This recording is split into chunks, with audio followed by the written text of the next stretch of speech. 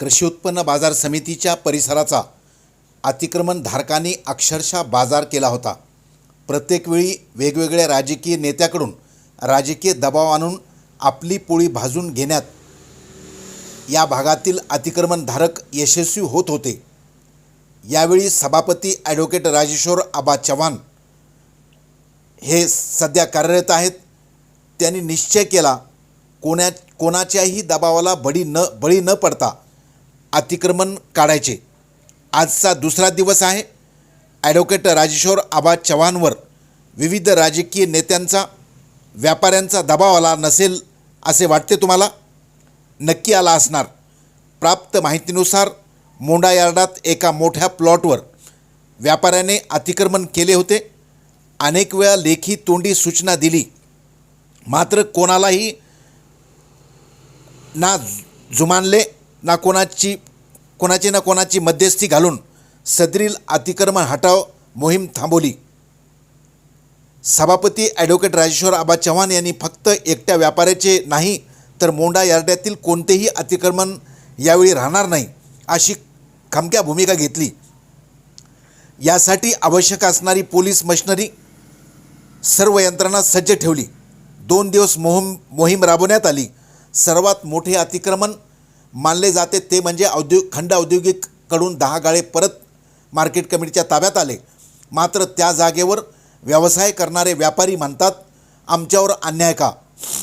यासाठी 3 महिन्याची स्थगिती मिळवली। मात्र सभापती ॲडव्होकेट राजेश्वर आबा चव्हाण म्हणतात आम्ही कोणत्याही व्यापाऱ्याला त्या गाळ्यातून हटवणार नाहीत। मात्र एका व्यापाऱ्याला 120 फूट लांबीचा प्लॉट हवा कशासाठी? लेआउटप्रमाणे अर्ध्या प्लॉटमध्ये त्यांनी व्यवसाय करावा, अर्धा प्लॉट इतर गरजू व्यापाऱ्यासाठी खुला करावा अशी आमची स्पष्ट भूमिका असल्याचे म्हणतात। यावर आम्ही ठाम आहोत। अतिक्रमण करून बळकावलेल्या व्यापाऱ्याला कायम ठेवा म्हणून अनेक दिग्गज नेत्याचे फोन आग्रह सभापती ॲडव्होकेट राजेश्वर आबा चव्हाण यांना आल्याचे समजते। मग हा व्यापारी नेमका कोणत्या नेत्याचा निष्ठावान आहे असा प्रश्न सभापती ॲडव्होकेट राजेश्वर आबा चव्हाण यांना पडल्याचे समजते।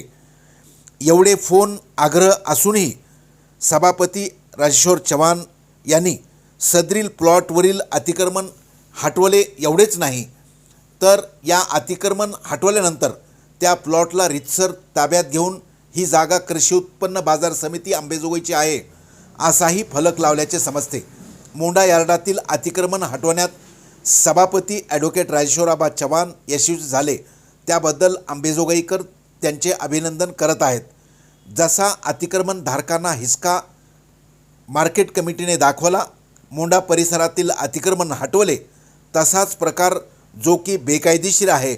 मार्केट कमिटीच्या अधिनियमात व्यापाऱ्यांना शेतीमाल खरेदी विक्रीसाठी मार्केट कमिटी भूखंड देते तशी तरतूद आहे।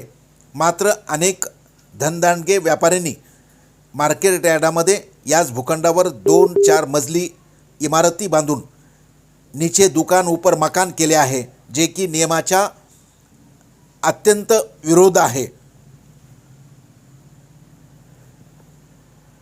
असे अतिक्रमणधारकाचा कोणताही मुलायजा न ठेवता अतिक्रमण काढले, तसेच व्यापारी बंगले बांधून राहण्याचा त्यांना कोणी अधिकार दिला हे सुद्धा अतिक्रमणातच मोडतात।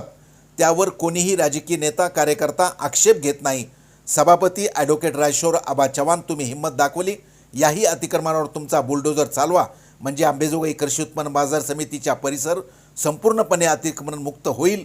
कदाचित तुमचा आदर्श सार्वजनिक बांधकाम व नगर परिषद प्रशासन घेईल, मोहीम राबवेल।